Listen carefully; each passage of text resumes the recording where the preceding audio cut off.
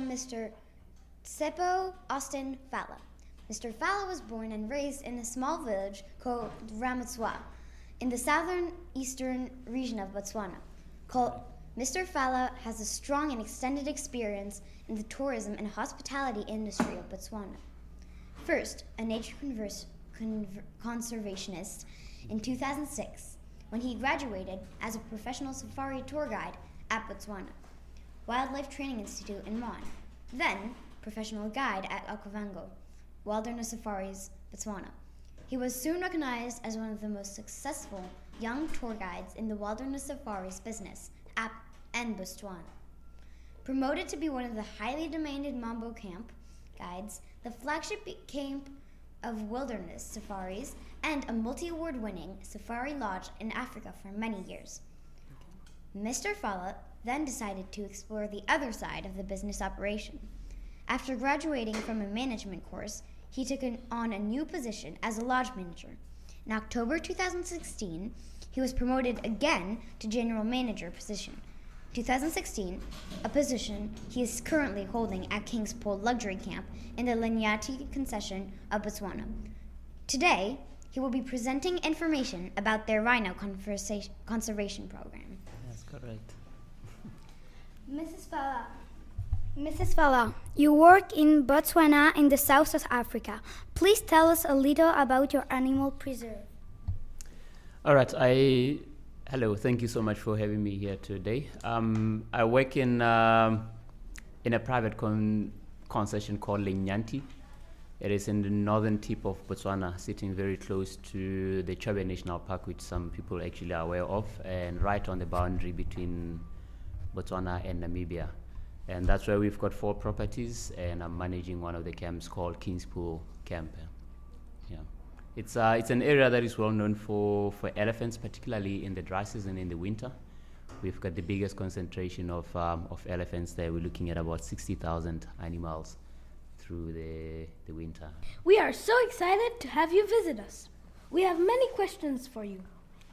How long has your preserve been in existence? How big is it?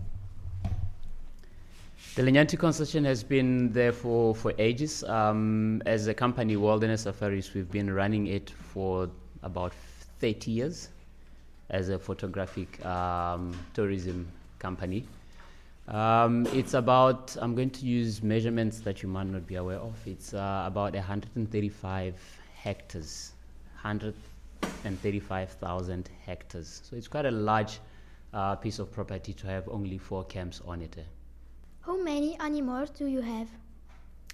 We have plenty of animals because we don't have enclosed game reserves. All of our reserves, including the national parks and game reserves and private concessions, are open. So animals roam around the area. So it's very difficult to have a specific number of animals, except for specialized creatures like your predators, like your lions, leopards, which are quite territorial, and then we get to know them individually as animals within the preserve. So I can say, for example, in our camp, in King's Pool Camp, we know of over 6 different female leopards, maybe about 3 male leopards that are territorial in that area. But as for general game like antelopes, large herbivores like elephants, zebras, it's very difficult to actually count.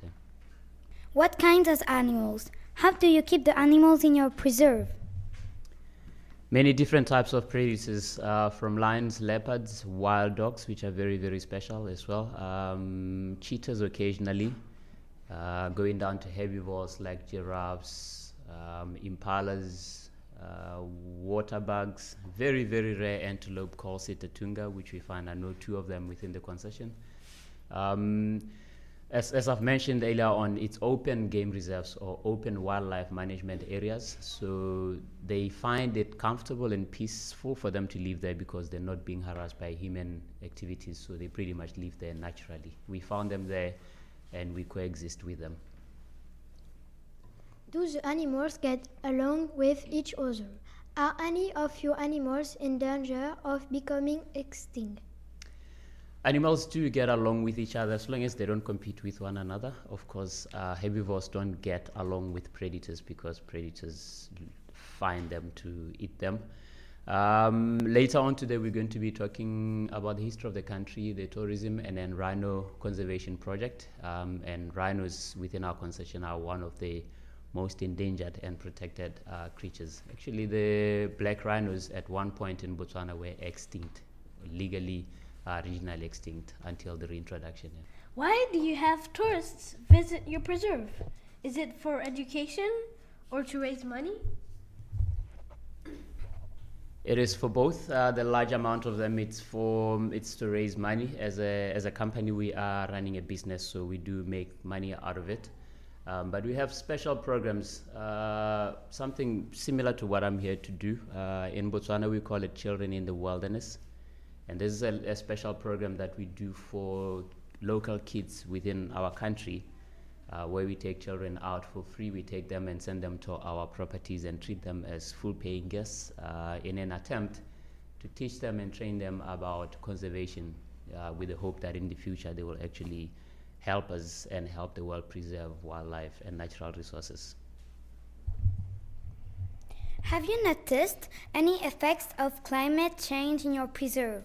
How does it affect the animals? We have actually noticed a huge change in climate in the area. When I started in the Linyanti concession, I've been to many other different concessions, but when I started in the Linyanti 11 years ago, we had a special river that was dry, and it had been dried for over 30 years. We saw water coming into that river, and the animal concentration kind of dispersed. Now we are starting to see a little bit of a drought. We're experiencing a water level drops in our area. And that actually leads to animals spreading out to explore more land as water dries up in the place. So with the climate change, yes, it does affect animal behavior and movements. Thank you so much for visiting FASNI.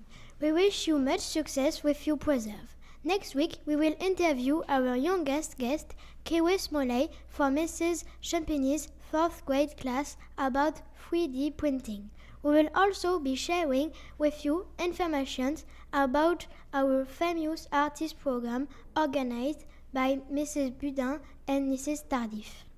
That's beautiful. Thank you for having me today, and good luck with the next week's presentation. I wish you all the best of luck. Thank you.